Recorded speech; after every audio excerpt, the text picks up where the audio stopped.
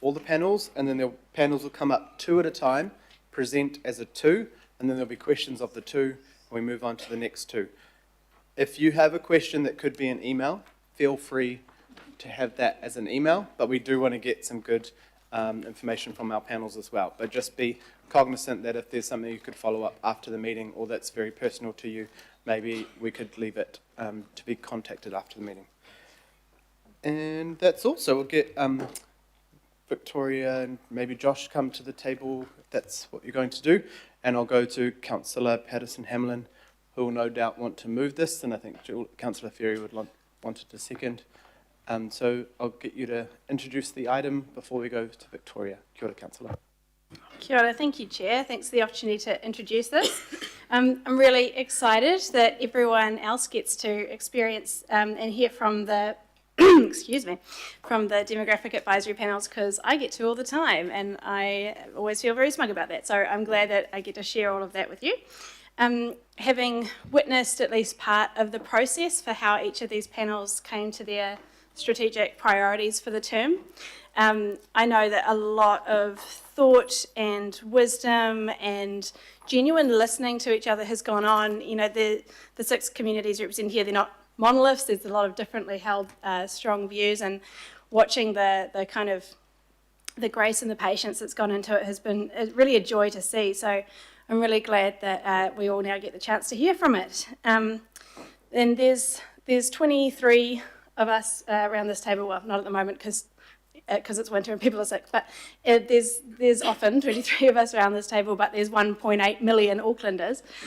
So we're never going to be able to represent all sort of ways of being in the city, and that's why these panels are so important, and we can get insight into what it's like to live here in those communities and have really strong representation from communities that often face a lot of additional barriers to get here. So it's a really important mechanism. And look, you know, none of the people here or the wider panels that they represent have ended up on these advisory panels by accident. They've all got the most extraordinary CVs and do bring so much to Auckland and other spaces as well. And you know, these priorities might not be our own. They might challenge some of our own at the start of this LTP process, or they might add to them in different ways or unexpected ways, and it's going to be different for all of us. So I know I've been challenged by some of the things that's come through, and I just encourage everyone to listen and be okay with that challenge. And before I pass over to Victoria and Josh, I just want to shout out to the 6 liaison councillors, and I'm going to do it in alphabetical order. A for Alf, B for Bo, C for Christine, and then it disintegrates because then it's J for Julie, Richard and Victoria, other Victoria, who've all just been doing such a great job of showing up and really listening and encouraging these 6 different panels. So thank you, Chair, for the opportunity to do that. And I'll pass over to the extraordinary Victoria Wicks-Brown.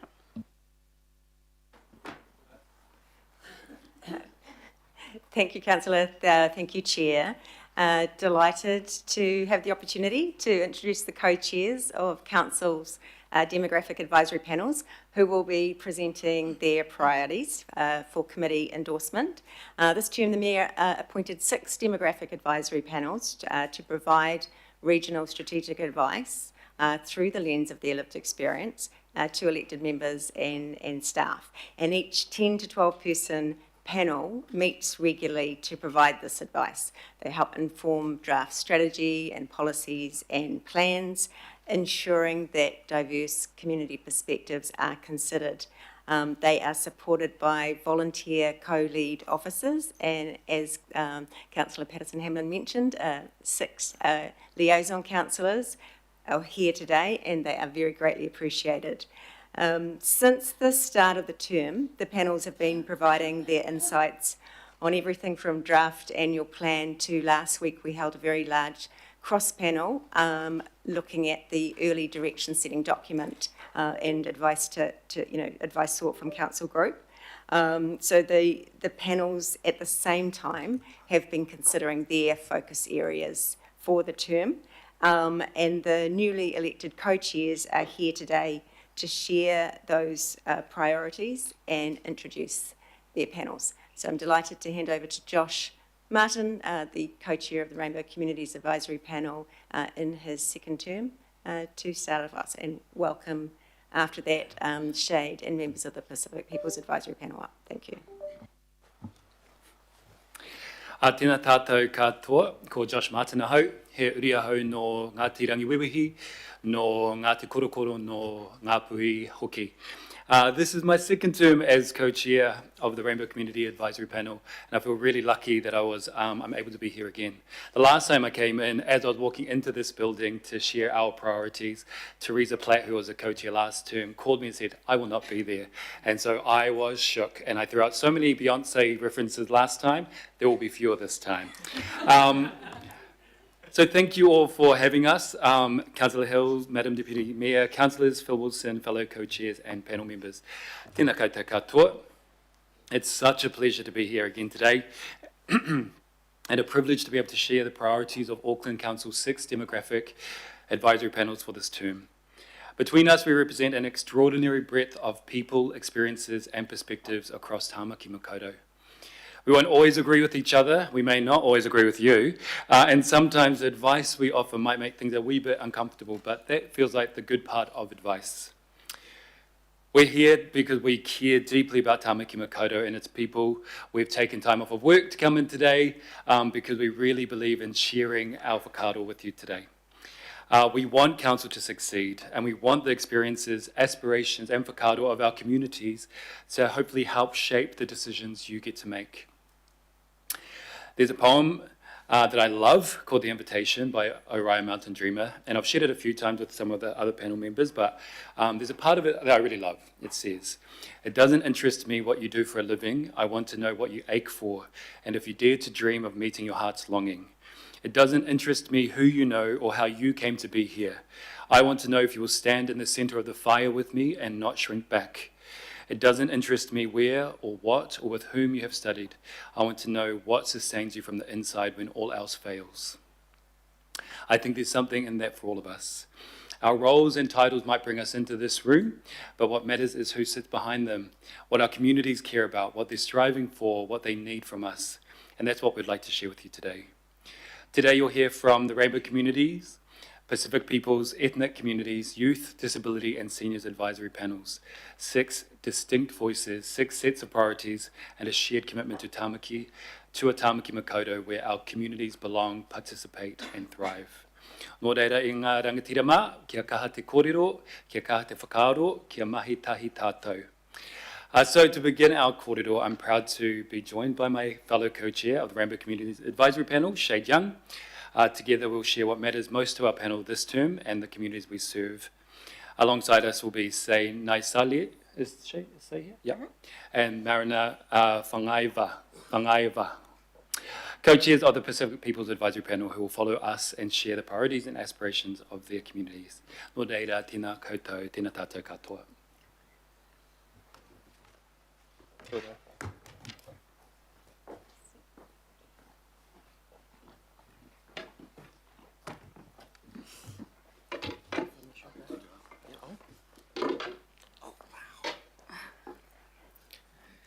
Tēnā koutou katoa, ko Shade Young toku ingoa. Hi everybody, my name is Shade. I am serving on the Rainbow Communities Advisory Panel for the second term, alongside Josh as my fellow co-chair. I'm very excited to represent our Rainbow communities.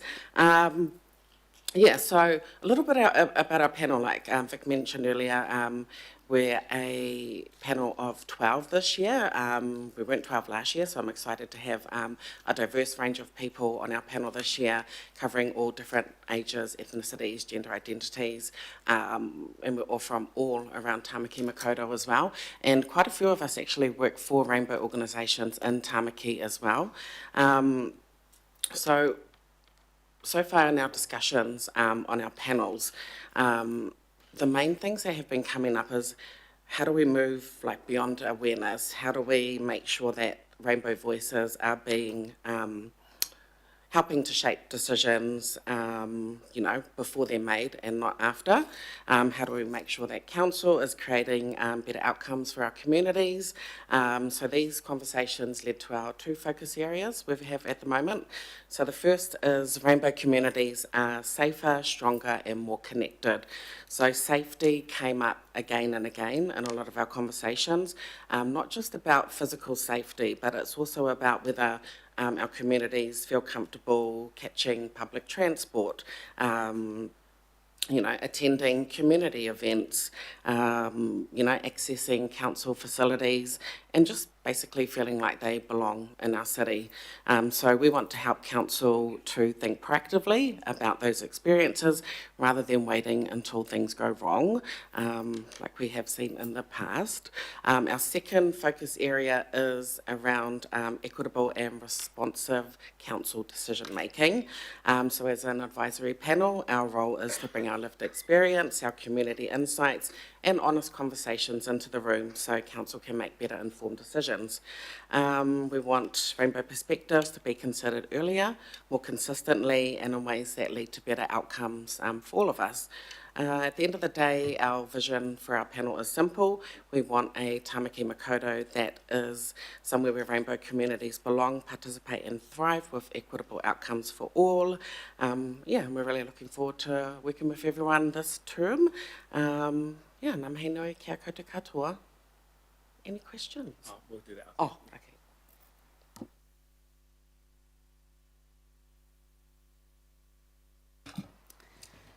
Testing. Okay. Maloni and talofa koutou. My name is Seimoana Naisali and I am both a returning member and co-chair of the Pacific Peoples Advisory Panel alongside my beautiful co-chair Marina Whangaiawa.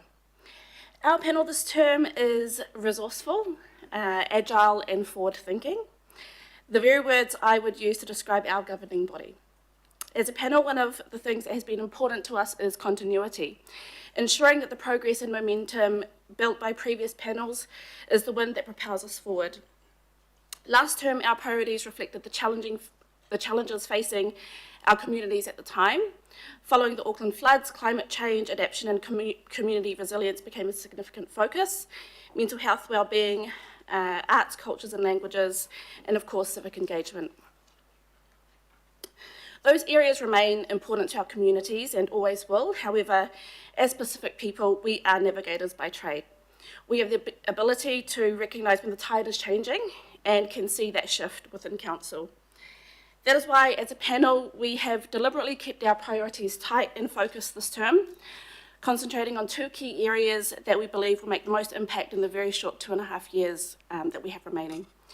With that being said, our first priority is economic and business development, financial education and planning. Against the backdrop of ongoing cost of living pressures and unemployment rates that continue to disproportionately affect Pacific peoples, this was a no-brainer for us. We want to focus on where council can help create tangible outcomes for Pacific communities by connecting our people with the opportunities, resources and pathways that exist within council's remit.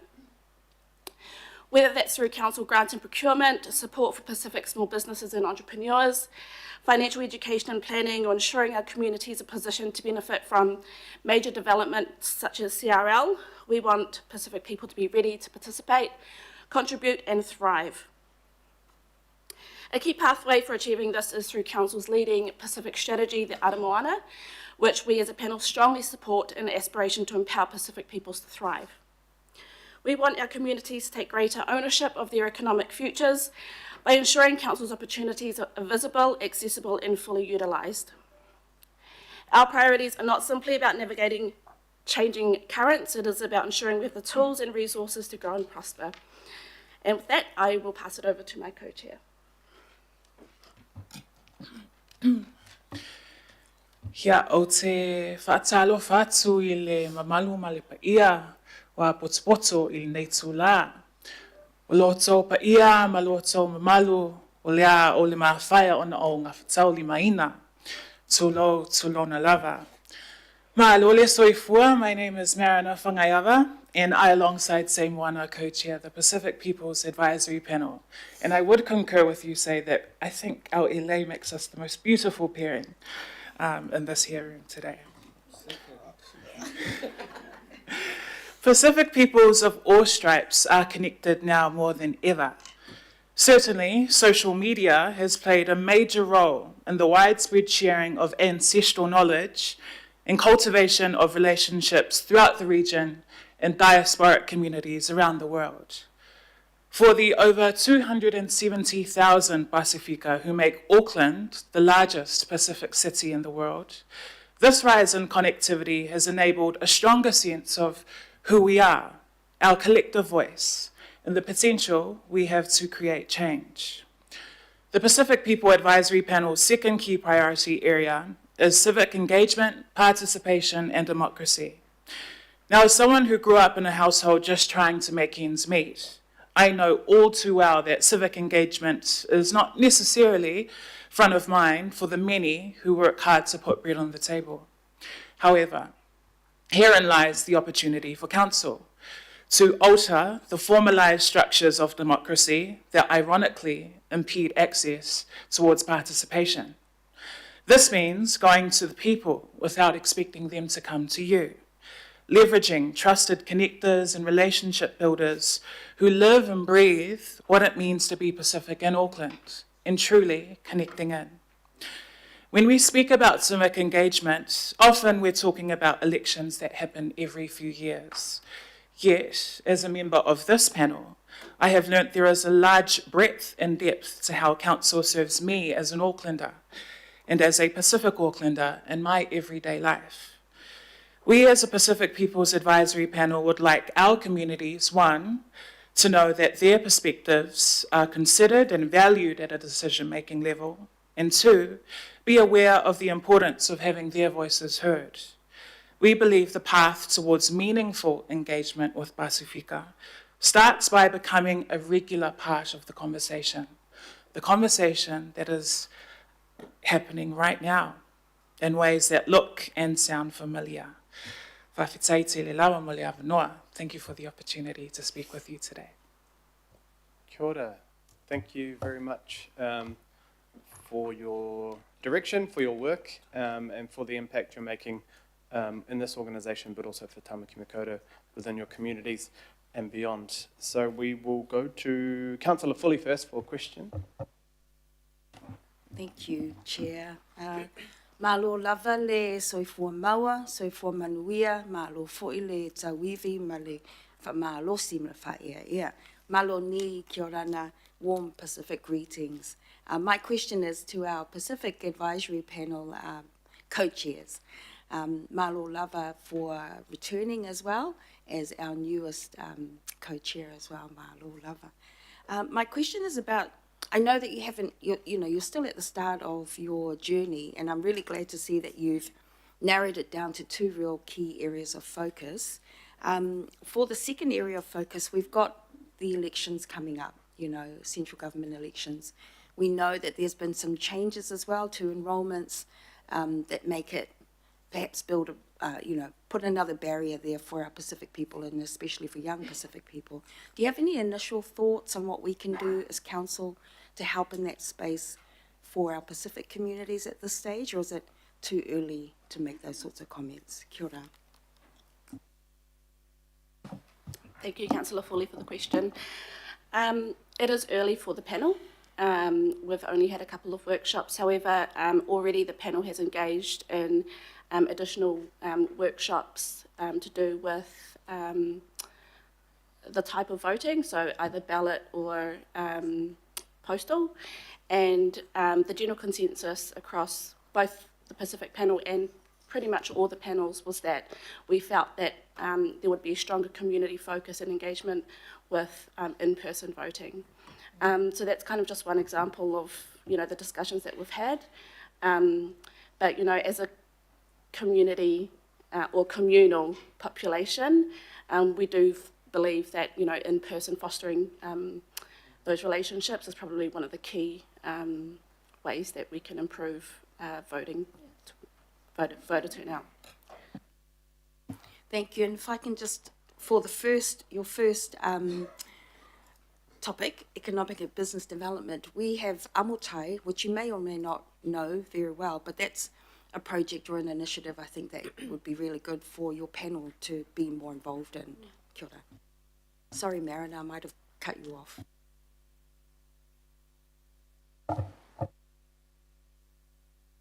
Kia ora, Councillor. Member Karen Wilson. Kia ora. So nice to meet you all, see you in person. We always say, wait till you get your feet under the desk and then we'll ask you the hard ones. It never normally works like that, as you all know, because you're here because of your lived experience as well. So it's a general question, I guess, to all of the panels, even though we are going to be a bit strapped for time, I'm going to ask it anyway. And it is around, you're in now, you have lived experience. What would you believe, as a member of, or the co-chairs of your panels that are here today, what would be something that would really get this rocking for you so it suits the purposes of Auckland Council and yourselves as you represent? Not asking anybody in particular, but I know that there'll be something turning in your heads before it's actually been endorsed, so I'm just testing that component. Kia ora, thank you for the question. I don't think I can speak on behalf of all of our panel, but my thoughts are probably what Shade spoke to, which is that whole early engagement part, that at least the last term, a lot of things would come kind of pre-formed ideas that are already kind of developed, and we just kind of give feedback after the fact. Is already starting now with the long-term plan that we're quite early this time, and that feels like a real privilege. I think that what I'd like to see is more of that, and even if it's just in its infancy stage, that we get to offer our experience as rainbow people. And I suppose that there's an intersection across our panels as well. Obviously, there's Māori, there's Pacifica, there's trans people, there's lots of people across the different panels. So I think that the more opportunities we get to work together, the more opportunity that we get to invite conversations sooner, I'd be open to. Kia koe. Yeah, whawhataimale whawhisili. Thank you for your question. I would add to Josh's point in that I felt really encouraged by our cross-panel session held last week around the long-term plan. Lots of powerful insights were shared in that session, and that goes back to being engaged early on in the piece. The demographic advisory panels represent a very diverse plethora of communities in Tamaki Makaurau, Auckland, and I would say that these early engagement opportunities help us to really plant a stake in the ground. I mean, it's easy for us as panel members to have direct access to this decision making, but I think about my grandparents, Whasotsaulua, Ngalo and Finau Whangaiawa, they migrated to Auckland 52 years ago. They have no idea what any of this means. But if we can get at least a glimmer of our lived experience and perspectives within the decisions being made at a council level, then I'm sure people like my grandparents would appreciate it. Well said, thank you. Councillor Fletcher. Well, kia rana. I'm particularly interested, and I understand strategic advice and not looking at specific programs, but in and around the area of economic well-being. And I wonder whether you'd like to address us briefly on the impact of unemployment on Pacifica youth and what the impact of that will be on Tamaki Makaurau. I think I can answer that question as a Pacific youth, heading out of the youth demographic, however, although I don't look it. I think I can speak to unemployment as a Pacific young person who is currently unemployed. I've been out of work for 3 months now, and that came after my contract with my previous employer wasn't renewed. I look at my CV, I'm a qualified woman. I am about to complete my 3rd degree. And earlier this year, I represented Aotearoa on the Ship for World Youth, an exchange program once attended by former Prime Minister Helen Clark. And so I look at my credentials and I'm like, why am I still not getting work? I also think about my peers who I attended a Decile 1 high school with in South Auckland who were never able to get a leg up into proper, fulfilling employment. And so there are two ends of the spectrum here, and I think we're failing to connect with our rangatahi early on in that pipeline. And this goes back to high school, in encouraging and emboldening our Pasifika youth to feel like they can aspire towards more. And this is a mindset that they are lacking, and that carries on into their adulthood. So I think part of it is the system, and part of it is making sure that our youth know that they stand on the shoulders of giants, those who navigated from the islands to Aotearoa. And that is a feat that should set the example for generations currently. I think that's really important in terms of the encouragement and the mana that, you know, comes with that. But are there other initiatives that you would be encouraging council in terms of gaps at the moment for economic development within the Pacifica community that will be beneficial looking forward in the creation of employment opportunities? Thank you, Councillor Fletcher. I am not a youth anymore. I'm a mum, but a young mum, also qualified. And so I think that the same barriers that I think youth face, a lot of parents and adults face as well. I will present this as an opportunity for council. We do have a growing Pacific population that's only going to get bigger. And so, you know, if we're able to utilise or create job opportunity in growing sectors, maybe it's tech, or maybe it's, you know, through funding or entrepreneurial pathways for our Pacific, then I think that we have a real opportunity to grow Auckland as a super city. I know that that's kind of where council is going at the moment, from what I've seen with the Ara Moana strategy. However, there's not much visibility on the opportunities available to our youth at the moment. Maybe there are opportunities out there, but we don't know about it. And so that's something that we are wanting to make the most impact, I guess, this term, is that, you know, there's tools and resources out there, but we just don't know about it. And so if we can encourage these, you know, our rangatahi, and also the rest of the Pacific population, I think there's a real opportunity for Auckland there to grow. Thank you. Kia ora, Councillor. Thank you. Councillor Bartley.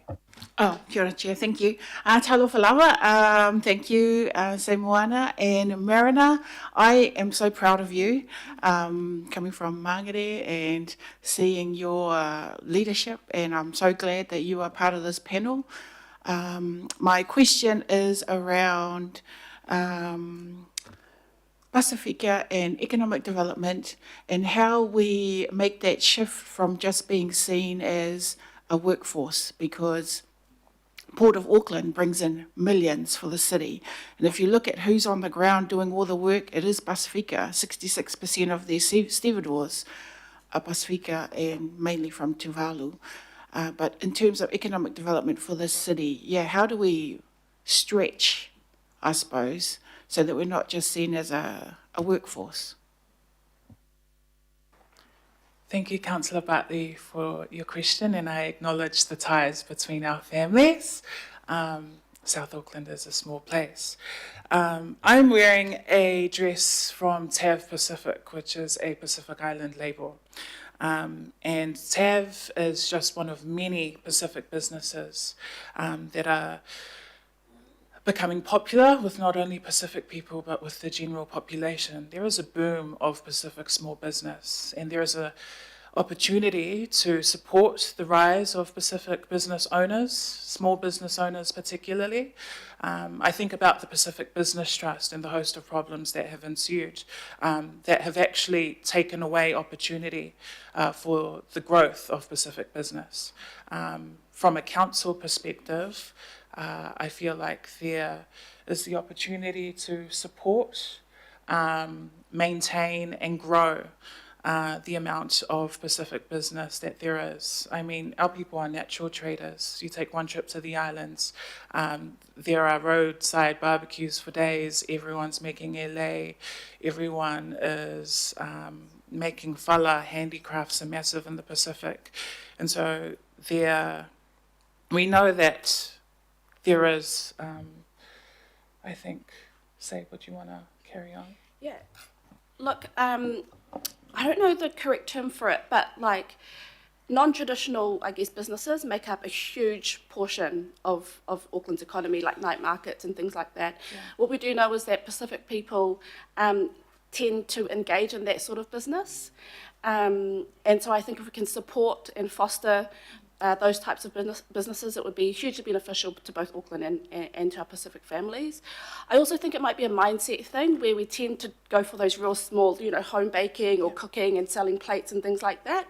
And so maybe it's an education piece for our Pacific communities where, hey, look, we've got, all this funding available. Why don't you aim for something bigger, more sustainable, to be able to, instead of it being a side hustle, actually transitioning it to being a main source of income for our Pacific people. So that's what I would probably suggest as well. Kia ora, thank you so much. I'm sure there'll be a lot more questions, but we appreciate your work, and we'll go on to the next two panels. So thank you very much, and we'll see you all soon, no doubt. Thank you to McLean and Paul as well for being there as two of your staff liaisons. And just to acknowledge the number of staff who are here or aren't here, they do this in their own time, volunteer to help the panels. Not right now, obviously, but the times after work and things. Right, we have Ethnic Communities and Youth Advisory panel.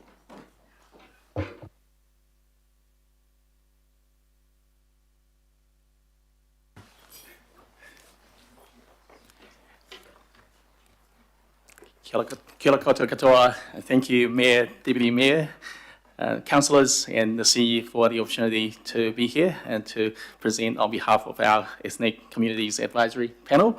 I'm Luke and this is Janet. We are newly elected by our fellow members to lead the panel.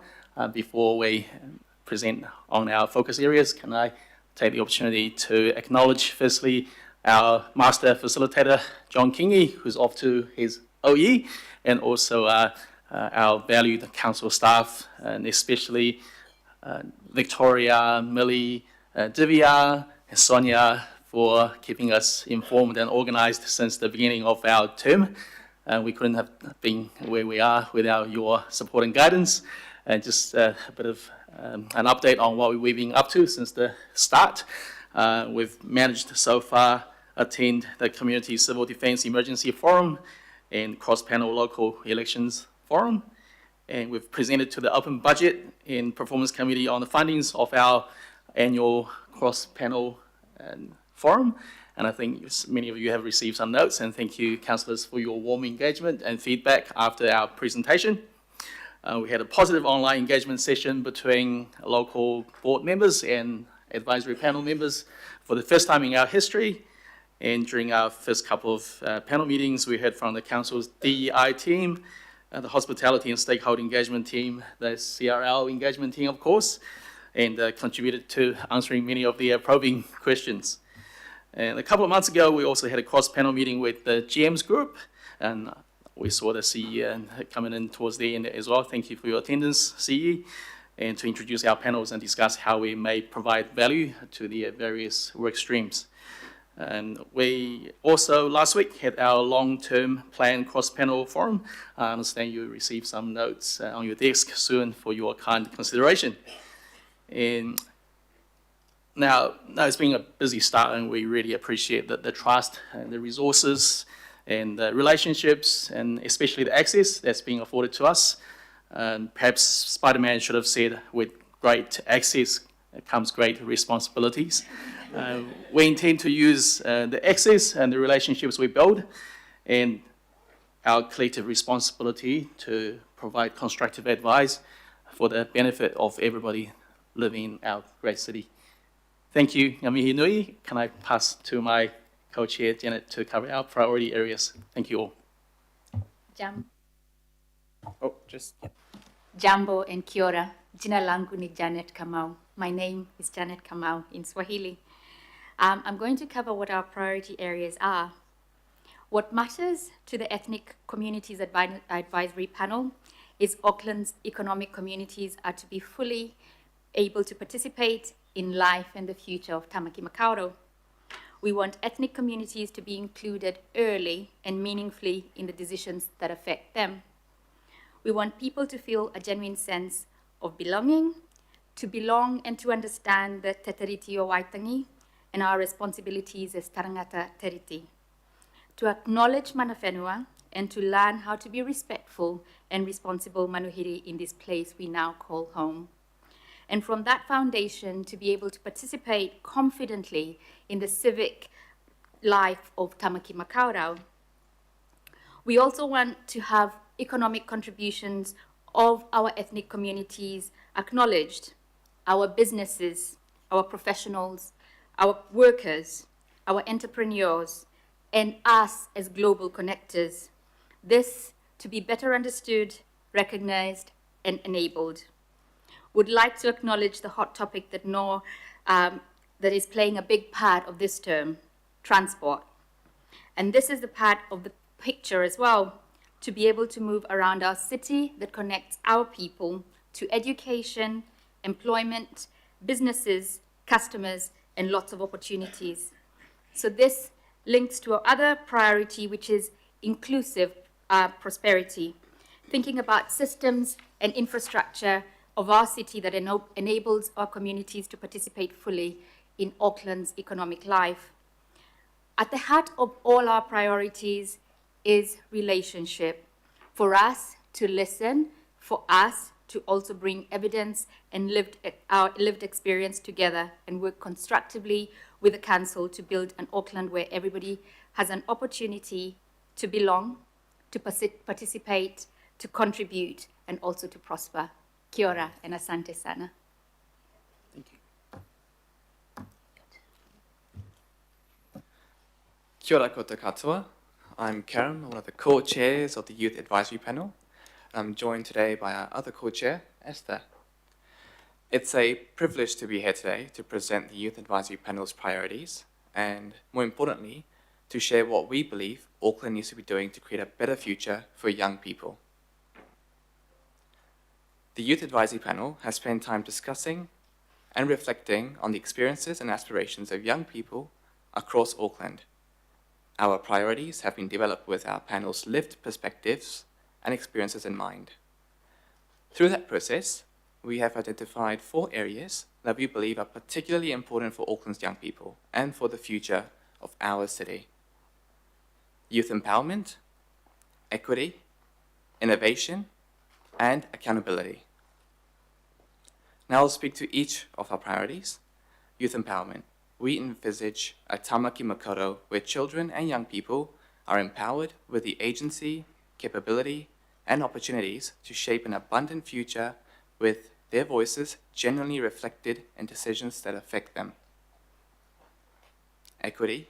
We champion an inclusive Auckland where every rangatahi experiences equity, belonging, and accessible opportunities, ensuring no young person is left behind.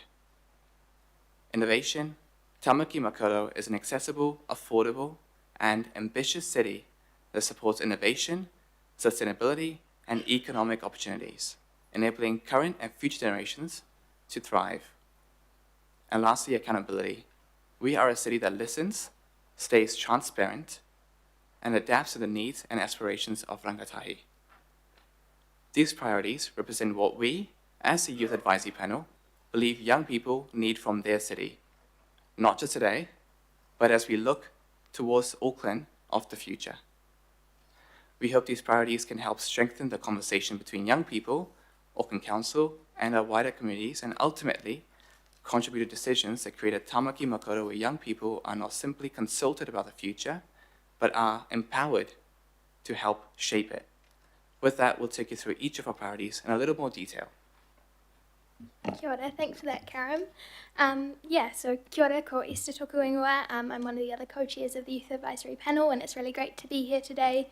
I think what our panel can really bring is that intergenerational focus, that we can hopefully be thinking multiple generations into the future as an aspiration for our panel. And So just to pull out some of the themes that we talked about in our strategic priorities, and also like what the task is like of deciding on those priorities. I guess what sort of informed that was almost like this vision and like what we want that future to look like for multiple generations into the future, but I guess seeing what's maybe missing at the moment for young people as well. And I think it's that lack of abundance and the lack of opportunities that's really hurting our communities. And we're seeing that in kind of the culmination of these poly-crises. So we've got a really big rise in homelessness, child poverty, and unemployment crises. And just access to our basic needs for some of our community is really lacking, and we feel it's really important to advocate for addressing the root causes of these issues, and also recognising that council can play a really important role in all of these issues to stand for equitable responses. And so that's what underpins all of our priorities, is a really deep commitment to equity. And we also feel it's really important to work in partnership and empower young people, recognising that diversity is, I feel, one of our greatest strengths as a city, and when we partner with these communities and when we empower people, we can make the most of that. And through investing in our people as well, we see as really important to drive that innovative and equitable response. So yeah, we're really interested in what sustainable economic development initiatives are out there and how we can also scale those up to have a bigger impact. But we know that this can't happen if we don't give rangatahi the power and the agency to feel that they can collectively not just have a say on these issues, but meaningfully drive them forward and shape the future for themselves, their whānau and their communities. So we look forward to building a collaborative relationship with you all, and we hope to bring this intergenerational lens so our tamariki and rangatahi can thrive not just now, but many, many years into the future. And we want to support your decision making through engaging with you as partners. Mihi nui. Kia ora. Thank you all for your presentations, and I think the wero that you're sending us the challenge as well to work with you for the future, not without you. So thank you very much. Councillor Ferry, our previous panel, Zaha. Kia ora. Zaha. Oh. Kia ora. So good to see you all. Thank you. And to the last 4 co-chairs, you did a great job too, and I'm sure the next 4 will as well. So my question was for my ethnic communities peeps, but well done too to the youth folk. I was thinking about the barriers to participation and a sense of belonging that people face, and sort of that, kaupapa we have coming from a disability angle of making things barrier free. And so what sort of insights, I guess, in terms of that sense of belonging, that civic participation, would you see as, what would barrier free look like? Sorry, it's a very big question, but give it a go. You got this. Thank you. Belonging. There's a report that's come out saying we need to do more of it. Ironically, a lot of people from ethnic communities, migrant communities, know that they only actually survive and then thrive by being banded together.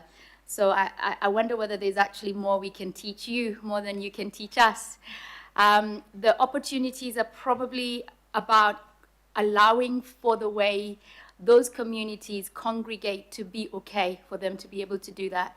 We congregate around food, we congregate around spiritual practices, we congregate around things that matter to us, and they might not necessarily be what matters to what you think is important. So maybe moving a little bit closer to us, asking the questions as, what does belonging look like for you? It is a choice. It is a choice we make. We are here because we have chosen Auckland, and you have chosen us back. So how do we move closer to you by asking the questions about what does that look like, and then allowing for that room to actually grow that? Kia ora. Thank you, Councillor. Just quickly from me, I sort of think of this as an opportunity for the ethnic community to break down the barriers ourselves. And, for us to sit here today is a case in point of the access we're getting and the attention we're getting from all of you as well. personal experience, and we have to feel that we belong here, and instead of feeling you are an outsider, and to participate and to make an effort, it's up to us really, and with your help and assistance, hopefully, and your support, to achieve better community engagement, and for us to take responsibilities to get everybody to come along as well, and not just us sitting on this table, but the people that are behind us. Thank you for the opportunity. Thank you. Councillor Patterson-Hamlin. Kia ora. It's a question for all of you, because you've all mentioned belonging, and I was just wondering if to kind of flip it a little bit to look at what we can build on in terms of what we're already doing.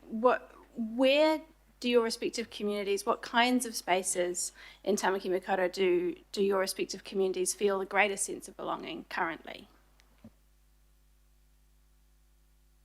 I mean, for us, I think we would say where most young people are. I think that's where they feel the most belonging. So universities, high schools, places where they congregate, places where they go to for recreational use, so libraries and stuff. So I think that allows young people to just be themselves and feel that they have a place in their communities where they can be themselves.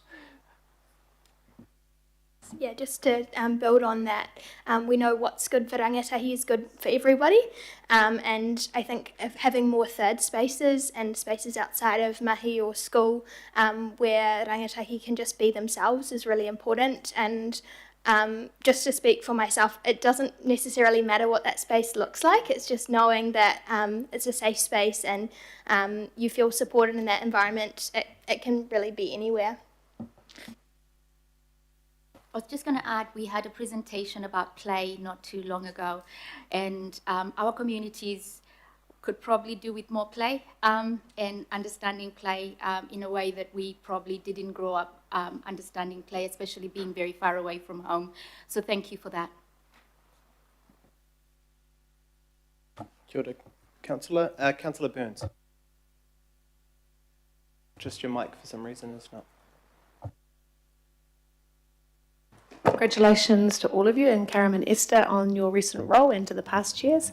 It's been great working with you over the last few months, and I guess my question is really, I sort of did bring it up last night, but I'll bring it up here again, is we talk about equity and access, and probably all the panels actually, and there's a lot of talking, sometimes maybe not enough doing, but that comes down to lots of particular things like money and how we actually achieve those things. So from your perspective, Esther and Karam, like the youth councils we discussed last night, how there's only 13 out of the 21 wards, and lack of youth spaces that you're talking about, doesn't matter about what it is. Would that be one of the top priorities you could see yourself working together with council to deliver that? On that, it's a good point around like what does that actually look like in terms of like a tangible impact of our mahi. I would say on the youth councils thing, there's the reason why we haven't put like a specific number or anything like that, number of youth spaces or number of youth councils, is because we know that's highly dependent on the local context of each local board area. Like some local boards have or don't have youth councils. Like a lot of the other members of the panel have come through those youth councils, and they found it a really helpful process. For myself personally, I haven't come through a youth council background. There isn't one at the moment in Waitemata where I'm from, and we know that that can look very differently in different communities. So I think what we've tried to do and lead with on these priorities is something that can translate into a range of different contexts and more of just our values as a panel, and that could translate into a range of different actions, and we'd be looking to in the future to understand what that could look like on the ground. But for now, this is just a very high level summary of where we're at as a panel, and we're really happy with where we've landed. What I would say, I mean, at first glance, it seems like having a youth council in every single ward would be wonderful, but I think it all depends on the local board themselves as well, and how they're willing to take on board the advice youth councils provide them, and just how every youth council will look like. So every local board should perhaps take a look and see if they can incorporate a youth council and how that will look like for them. Cool. That's all the questions for both of your panels. Thank you for presenting to us, and it's interesting to see the differences, but also the synergies, that the similar issues or ideas that come across both of your panels. I'm sure you're finding that working with the other panels too. So we appreciate your time and your effort.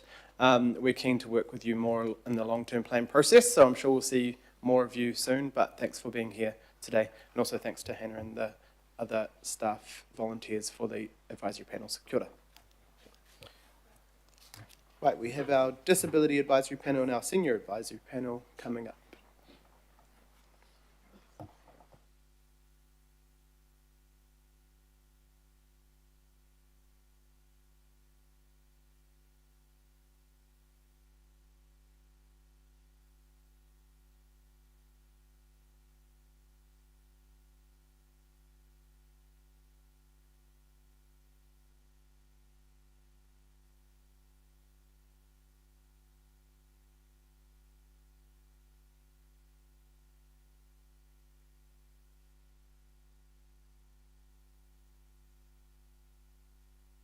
Kia ora. Thank you for being here.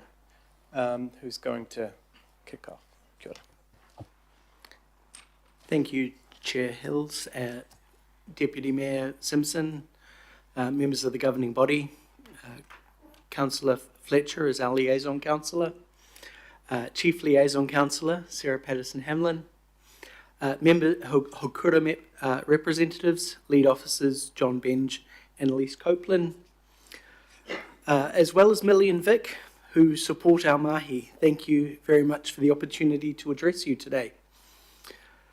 I'm Pete Williams, joined by fellow co-chair Anya Kelly Costello, and we're pleased to introduce the Disability Advisory Panel.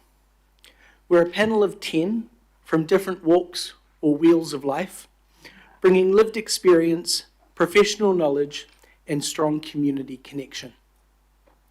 Between us, we do not claim to represent every single disabled Aucklander. That would require a much larger meeting room. But we do bring a broad and practical understanding of the barriers, the opportunities, and the aspirations experienced by people living with disabilities and their whānau. Our vision is clear.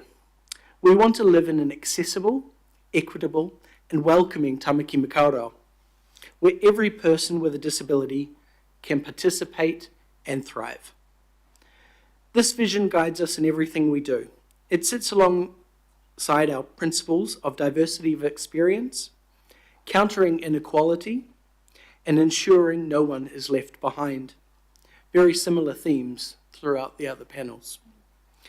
These are not just fine words on a page. They are tests that we ask Council to apply to how we move through and use the city in which we belong. Our central message is clear. When Auckland Council designs for disabled people, they design for everyone. We look forward to continuing our work with you to ensure that accessibility, universal design, disability responsiveness are embedded early, consistently, and meaningfully across Council's mahi, not just added at the end like a ramp that's built after the ribbon is cut. Ngā mihi nui, and I will now pass to my co-chair, Anya.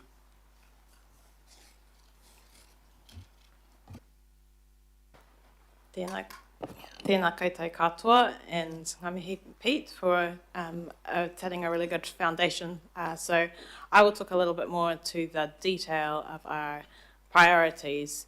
So our priorities cover a mix of the more kind of interesting and fun areas and the more infrastructurally necessary areas. You know, what makes Auckland a place that we love to be in one sense is being able to like fully participate in our community festivals, go hang at the park with whānau, go to the beach, no access barriers. But the basics in order to be able to do those things also include things like an accessible, affordable house, being able to get around accessibly, safety when emergencies do happen, and just making sure that council is also setting a great example of accessibility for others to be able to build on and learn from. So our priorities kind of help to streamline our focus and are, as Pete said, about that embedding of accessibility and universal design, but also equitable participation and, ultimately well-being for our communities across the range of different areas. So our areas include things like the planning and regulatory processes that we know council has a particularly big term of ahead, and that's why it's on the priority list, because of the same thing that the youth panel talked about in terms of that intergenerational focus. If now is the time that we're reviewing the plans, well, the disability panel is also going to be real keen on getting in there early, as I think it was Josh who kind of mentioned that point before as well. So we appreciate all the efforts of staff and governing body to make that happen for us. Climate resilience and emergency management is still on our priority list because, of course, we're still working through really foundational stuff in those areas to set us up for the future. Transport, workplace accessibility. Council's recently gained an accessibility tick and is in the depths of working through a lot of different measures to embed accessibility for kaimahi, which is really great work to be seeing a really kind of comprehensive approach on. So we're keen to keep inputting into that. We know we've got a community facilities review coming up, so we're always keen to be making those spaces as accessible as possible. Digital accessibility and comms as well, which is one of those kind of background things, but actually in terms of reaching disability community, accessible communications is kind of essential. And finally, our accessible events and community participation. So also we can't just be in the audience, which is a great start, but also actually be able to be on those main stages and to be able to be producers and be in all of the roles. We also just wanted to give a shout out to how a lot of this stuff gets operationalised, which is through Council's Disability Action Plan, and to the kaimahi who do a great job on reporting back on that for us on a regular basis. If you've never seen the Disability Action Plan, I'd really encourage you to check it out. It's embedded under Ngā Hapori Momoho, the Thriving Communities strategy. And what we particularly love is that it now has a new kind of, newish business as usual section as well. So what we're seeing is things come in through the action plan and be embedded, and when they're business as usual, that's when we know we have a win. So we look forward to really building out these collaborative relationships with the breadth of our governing body and our kaimahi and the other panels for great outcomes for all of our communities throughout the rest of this term. Kia ora. Tēnā koutou katoa, ko Suzanne Tapsell tōku ingoa, and this is my co-chair is Anne Pala, who will speak after me. The seniors panel this term is, as always, a dynamic mix. We're a group who have not stopped engaging. We continue to work throughout with our communities, and we work with a rich variety of groups, such as in the arts, volunteering, youth and migrant groups, health and wellness. We also reflect the demography of all of the other panels and who we are, except of course for the youth panel, but we still remember what that was like, so we can have great empathy with them as well. We anticipate that the coming period of our term will be a busy time in council. We look forward to continuing engagement with the local boards and increased consultation as a result of the shift of transport policy back into council once that transition is complete. As well as considering the program of council projects we could likely contribute advice to, we're also very mindful of the legacy of previous panels and their recommendations to us. In both of these aspects, our reference point is the age-friendly Auckland framework, and that has influenced our strategic priorities for this term. Our stated vision for seniors in Auckland is directly connected to the values of that framework. You can see within our stated priorities a reflection of Te Whare Tapu Whā and the World Health Organization domains that the framework is built upon.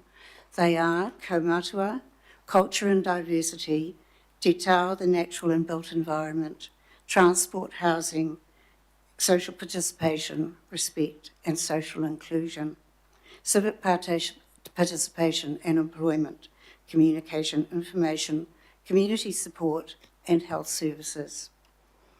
With those things in mind, Anne will now explain more about the strategic priorities that we have. Kia koutou katoa. Thank you, Suzanne. Ko Anne Pala tōku ingoa, beautifully made in the Fiji Islands, now own a part of West Auckland. So I'm very pleased to be serving on the Seniors Advisory Panel this term. As you have heard, we are a powerhouse of lived experiences, community knowledge and professional expertise.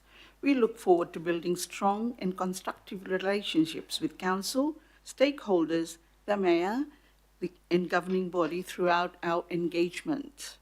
One of our core priorities is strategic priority number 2, which is influencing major planning processes so that housing and community environments support aging well. This matters because Auckland's older population is growing rapidly, and the decisions made now will shape how well people can live, move, connect, and thrive over the next decade.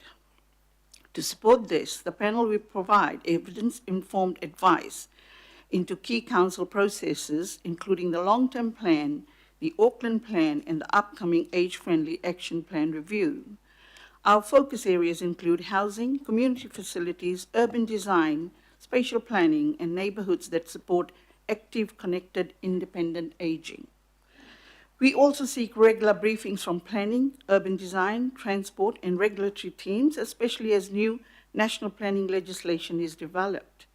This ensures older Aucklanders' needs are understood early in the process. Our third priority is enabling participation, contribution, and belonging. Older Aucklanders contribute substantially to civic life, volunteering, cultural continuity, and community resilience. Our role is to help remove barriers and expand opportunities for participation. Therefore, we recommend strengthening older people's involvement in local boards, community organizations, cultural activities, and local government elections. This includes promoting inclusive engagement practices, accessible consultations, hybrid participation options, transport access, digital inclusion, and culturally safe environments. We also emphasize intergenerational knowledge sharing, including Matauranga Māori, Pacific knowledge, and the diverse ethnic cultural traditions that enrich Tāmaki Makaurau. Why does this governance matter, we ask? Because inclusive participation strengthens democratic legitimacy, builds community cohesion, and ensures council decisions reflect the experience of a rapidly growing demographic group. The Seniors Advisory Panel looks forward to collaborative and constructive work with the Planning and Policy Committee, local boards, and council staff to help ensure Auckland continues to grow as a city where older people are visible, valued, and able to participate fully in community life. Ngā mihi nui.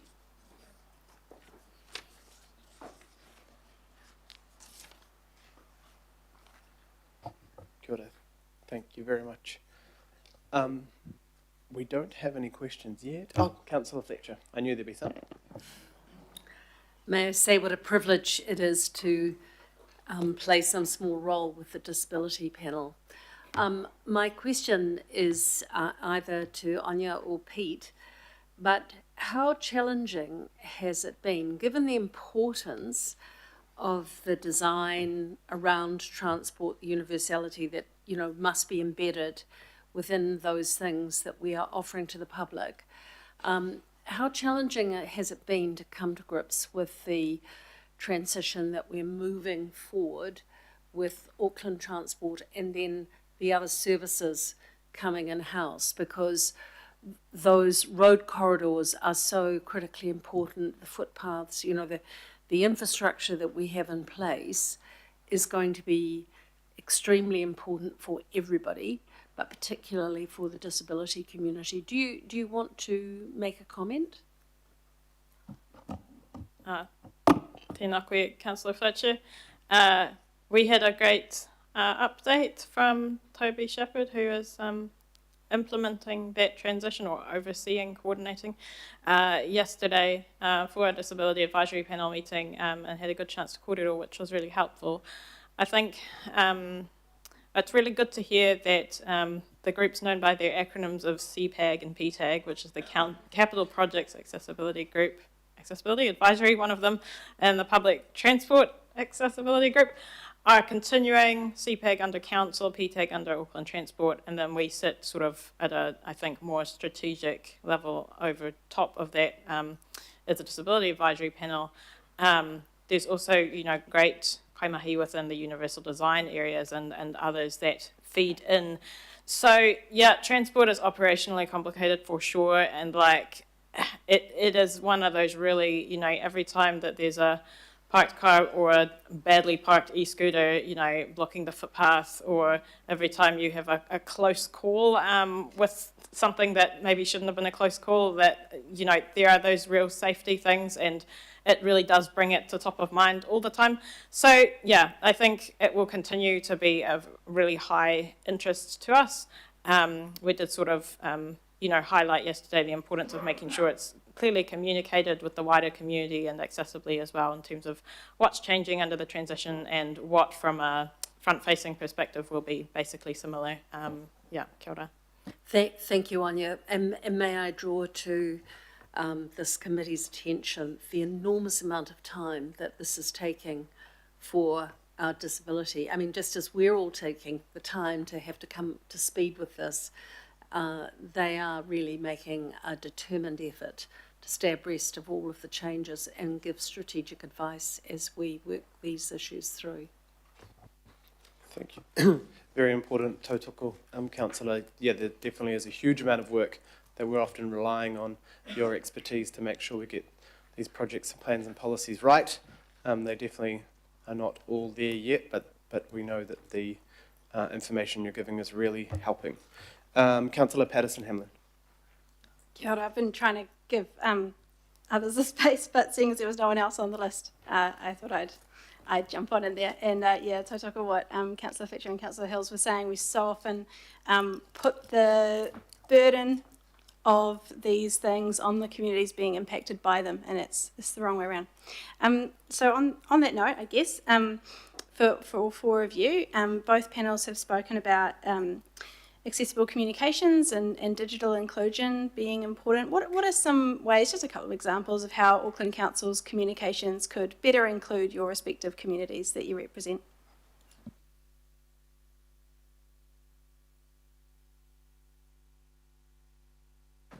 Kia ora anō, Councillor Patterson-Hamlin. So there's a whole range of different, I guess, access needs within the disability community. So there's not necessarily one thing that will be accessible for everyone. But with that said, I think in general, plain language, accessible language is really helpful.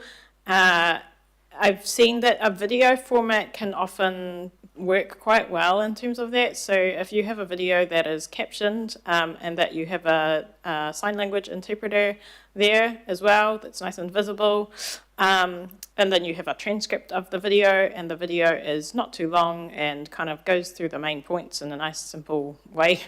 Not to be like making things, I guess, dumbed down or something like that, but just making sure they're clear and you know, not getting stuck in the jargon that might be really familiar to someone working with the planning processes every day and less familiar to our wider communities.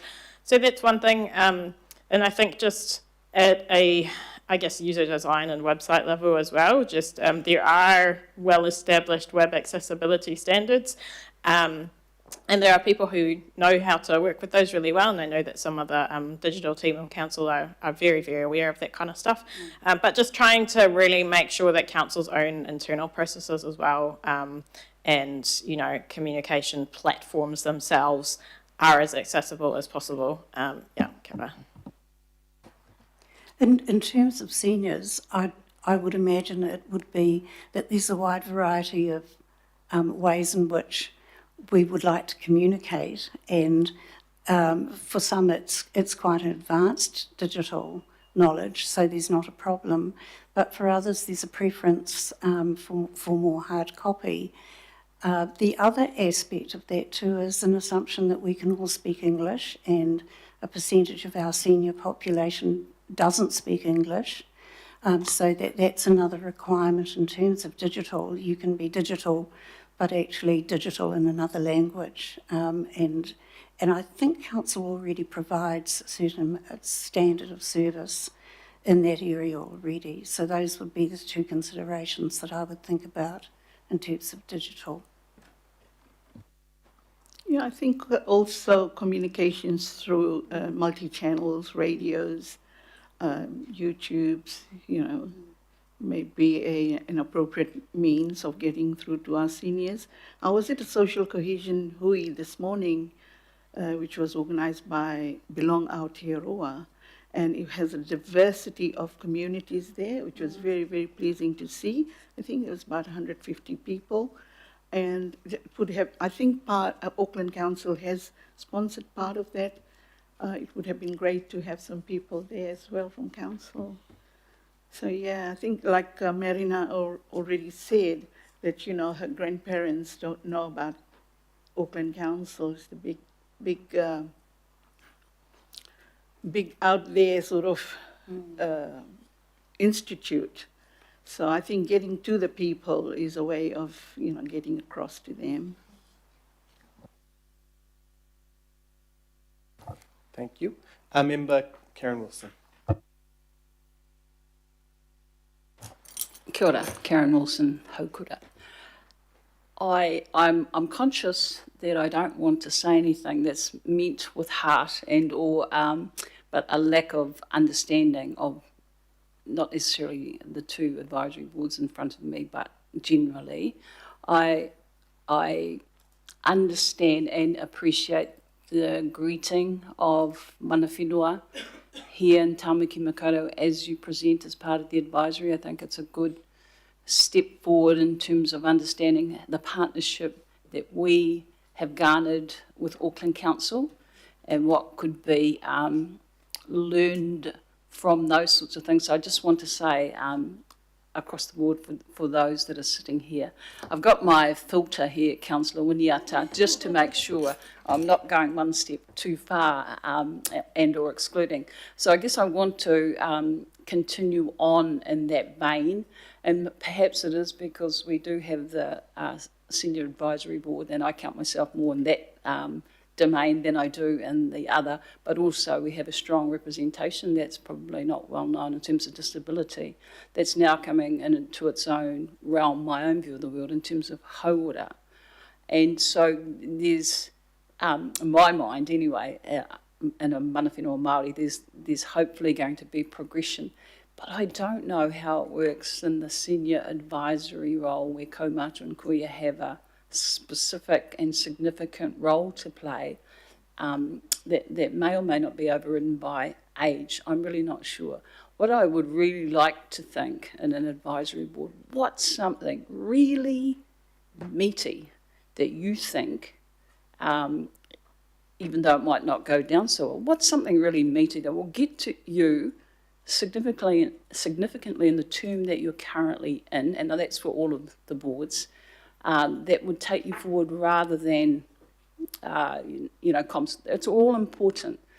But I guess as the board co-chairs, you would expect to have some sort of meaty item that you really want to get. What would that potentially be in the place and space as it relates to actually all of them, but you both of these boards are sitting here at the moment, in the Senior Advisory Board and also in the Disability Advisory Board.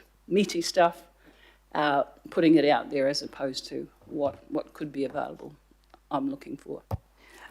The one I think that concerns seniors most is we're really, really aware, and I think we raised it in the last term, but it's one of those things that is galloping forward, and that is the growth of our demographic over the next 20 years. It's going to be a significant part of Tamaki Makaurau, and the awareness of that and being prepared for that, I would really like to see the seniors panel involved in engaging with that awareness with council so that we are prepared for 1948, even if the current seniors are not around at that time, to actually know that that has been prepared for and acknowledged. And it goes to the things that the disabilities panel talked about, like urban design, universal design, those things, and anticipating that those are going to be needs that need to be met. And it's going to be reasonably urgent in a very short space of time. I think safety for seniors is a huge priority in their homes, around their surroundings, walking footpaths to go to catch public transport. There needs to be a priority, I think, for our seniors. They've got their walkers out, they've got their wheels out. I think we should look at accessibility for them as well. Yep. Thank you, Member Wilson. I think for the disability panel, something meaty that we would love to get into is about ensuring that Auckland Council are the gold standard when it comes to accessibility and disability access across the whole city, really pushing those boundaries and being a leader, being an advocate for the rest of the country, showing what is possible by challenging the central government regulations and policies to do better, not just what is expected within the laws of the land. Thank you. Good answers. Thank you very much to you all. Thanks to Lisa and John and others staff members who are here as well. Now that is all from all our 6 demographic advisory panels. I think Suzanne was going to... Do I have the order right? Was Suzanne going to close up? Thank you, Councillor Hills. This is a general conclusion for the committee, and I thank you for listening to all of the panels. We represent very specific demographic perspectives, and as such, I think our goals to you this afternoon may look quite varied. But sitting underneath that variety, there are at least 2 common themes that I would like to comment on. The first is the theme of equity. You would have heard that very strongly just now from the disabilities group, but it's also been stated less explicitly by some of the other panels, the seniors included. We share concerns, but we don't necessarily see the solutions as being the same for all of us. And so equity is really an important focus that we think needs to sit across the top of the items that we've talked about. And the most difficult part of equity is understanding the iniquities of each of our demographic panels and what we are seeking to address. We hope these stated priorities have gone some way to showing the committee what we think they are. Consistent with that is our second point. We don't wish to view the identification of these focus areas that we've discussed with you from a deficit perspective. That's a stereotype. We are building on the work of previous panels, both as single panels and in combination, in a spirit of optimism, not of negativity. We hope that we've communicated our priorities to you positively and that you will receive them in that spirit. And on behalf of the panels, I would like to thank you for listening and your ongoing support. E hara taketua, e titua takitahi, he tua takitini. My strength is not as an individual, but in the collective. I tānia. E tū whānei, I tū. mai ata whakamitinga. Tū tira mai ngā iwi, tātou tātou e.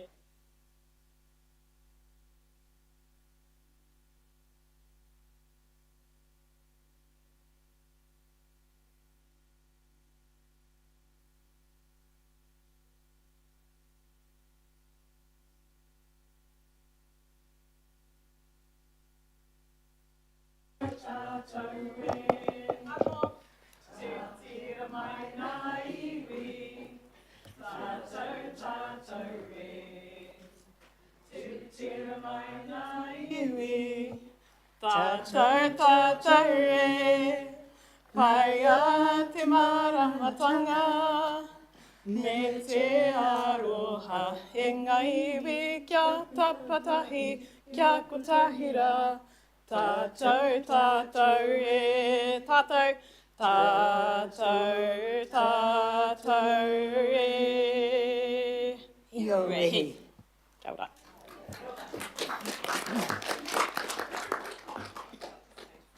Thank you, Anya and Suzanne, for leading that waiata. It's always good to have a waiata during a committee to get everyone pumped for the rest of the committee too. But thank you for also acknowledging all the work you're all doing and your presentations here today. Kia ora, thank you very much. And we have a mover and a seconder already. All those in favour? Any opposed? Definitely not. We will just have a 5-minute break while people leave the room and before we go into the Tehinga Marae item. Thank you. Sorry. So.